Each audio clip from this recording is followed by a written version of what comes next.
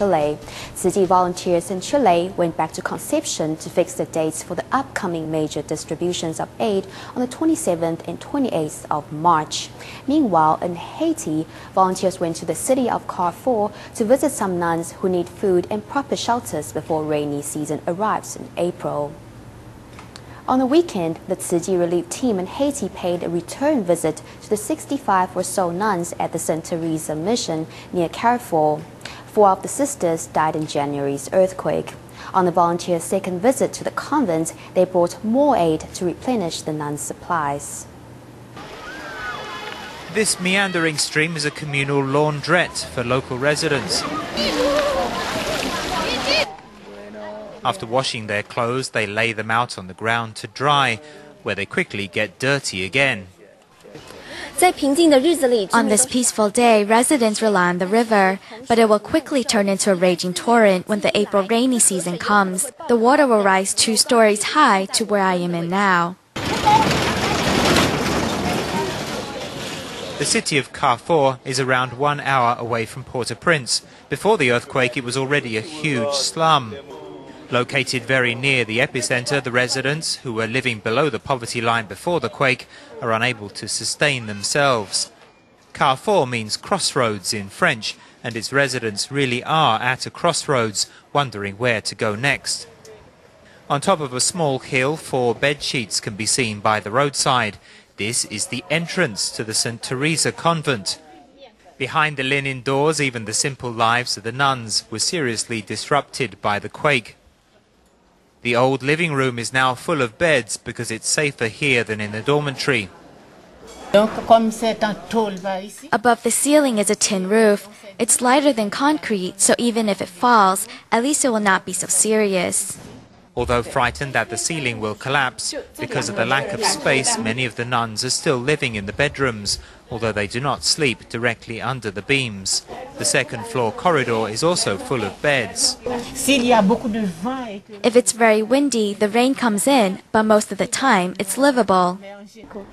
One 77-year-old nun who couldn't bear to see the younger sisters sleeping outside gave up her own bed and moved into a tent in the courtyard. The insufferable heat is not her only problem. My knees are bad, so it hurts when I bend over. There's nothing to be done. I just have to put up with it.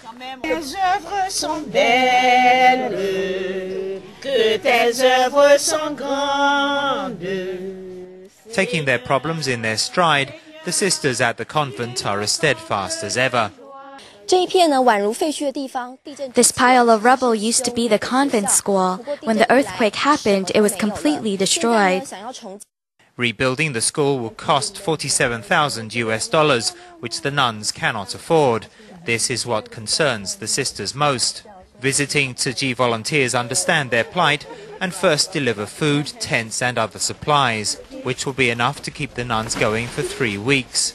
Rather than donate a large amount of aid and risk the convent being raided by thieves, the volunteers decide to make regular trips to replenish the stocks.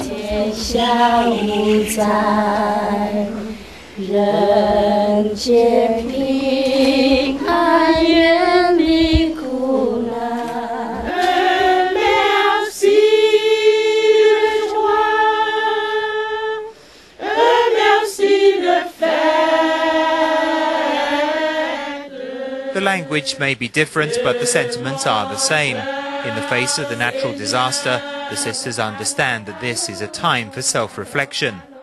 The earthquake was the force of nature. You can't say God wanted to punish us. It was us now looking after the environment. We need faith in God.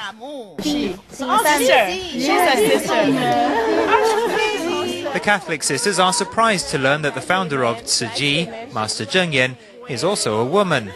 The connection between fellow nuns from different religions brings an atmosphere of cross-faith harmony into the convent.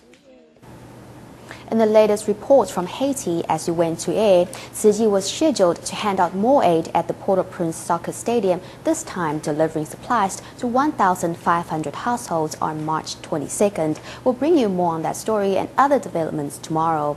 Back to today, when the Tzu Chi relief team in Chile returned to Concepcion City.